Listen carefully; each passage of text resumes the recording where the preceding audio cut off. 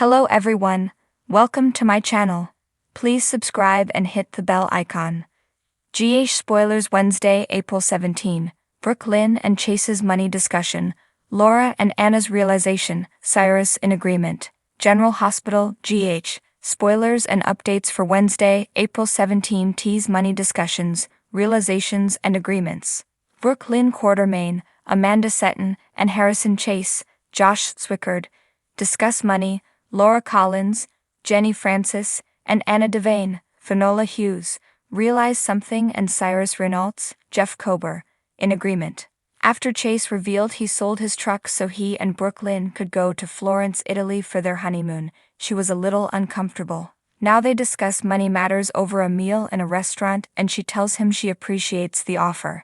Chase points his finger and says, "But you're not going to take it." Brooklyn is in Harris, plus a businesswoman, and Chase is a cop. She feels guilty about his over-the-top gesture. The two will discuss their financial differences and hopefully arrive at a meeting of the minds.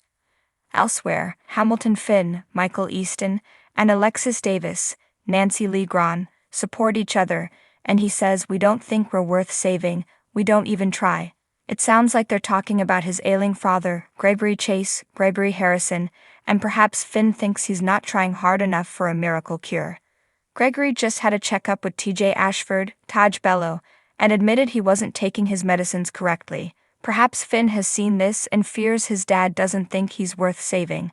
In the meantime, Gregory is with Elizabeth Baldwin, Rebecca Herbst, who opens up to him, and it appears something's wrong. He apparently asks what's wrong and then says never mind, he thinks he knows. Elizabeth is having problems with her middle son Jake Weber, Hudson West, and his attitude towards his birth father Jason Morgan, Steve Burton. Gregory has been around her sons so much in the past couple of years, he's like their grandpa, so Liz has no problems asking his advice. If anyone knows troubled relationships between fathers and sons, it's him. He and Finn didn't speak for years. In Anna Devane's, Finola Hughes, office at the PCPD, she and Laura Collins, Jenny Francis, are having a discussion, shortly after Laura left Deputy Mayor Jordan Ashford, Tanisha Harper. They had been discussing Sonny Corinthos, Morris Bernard, and now Laura and Anna both have made some realizations. They have been looking at Sonny through filters, so to speak. Anna realized earlier she was looking at him through his friendship towards Stone Cates, Michael Sutton, her daughter's first boyfriend, and Laura too, looked at him through a friendship filter. Laura tells Anna that she and herself had been standing in the way of it for too long, it being Sonny's takedown and arrest. Anna tells her she will be ready, she can count on it. Laura will talk to her brother Cyrus about pressing charges against Sonny for nearly killing him in a beatdown in a church. This happened New Year's Eve, and it was totally unwarranted. Cyrus had initially forgiven Sonny and refused to press charges, but he tried to have him killed before. Laura apparently is very persuasive with her oldest brother.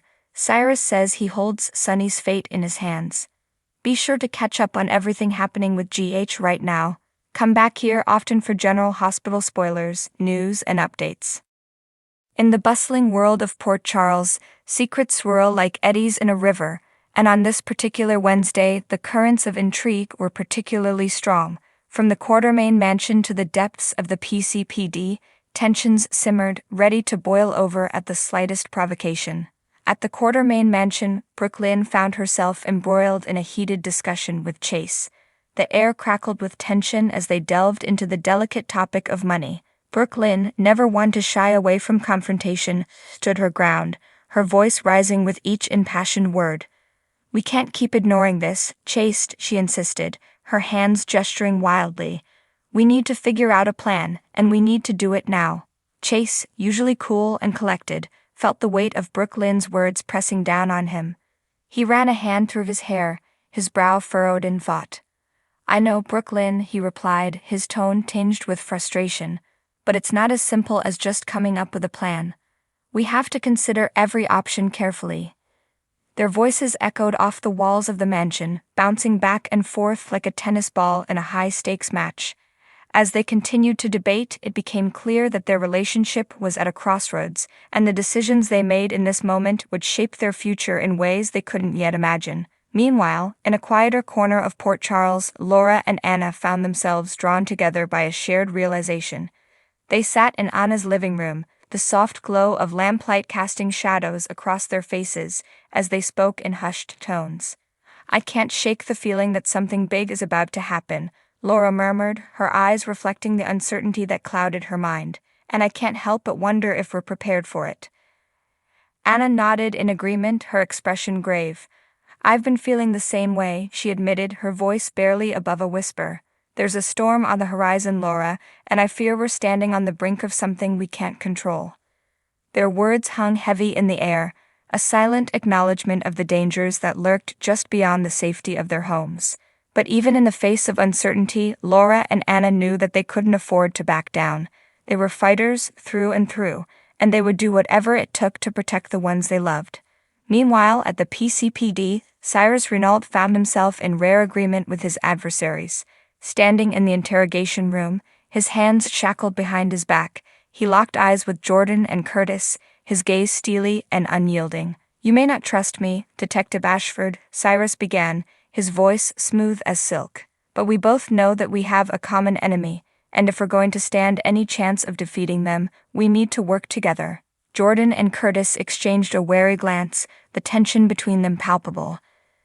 They had spent months trying to bring Cyrus to justice, only to find themselves reluctantly considering his offer of cooperation. It was a bitter pill to swallow, but they knew that desperate times called for desperate measures. As they continued to negotiate, the walls of distrust that had separated them began to crumble, revealing the fragile alliance that lay beneath. In the world of law enforcement, where lines were often blurred and loyalties were constantly tested, Cyrus, Jordan, and Curtis knew that they would have to tread carefully if they hoped to emerge victorious. In the end, as the sun dipped below the horizon and the streets of Port Charles fell silent, the threads of intrigue that had woven their way through the day began to unravel. But even as the dust settled and the echoes of their struggles faded into the night, the residents of Port Charles knew that their battles were far from over. In a town where secrets lurked around every corner and danger lurked in the shadows, they would have to stay vigilant if they hoped to survive.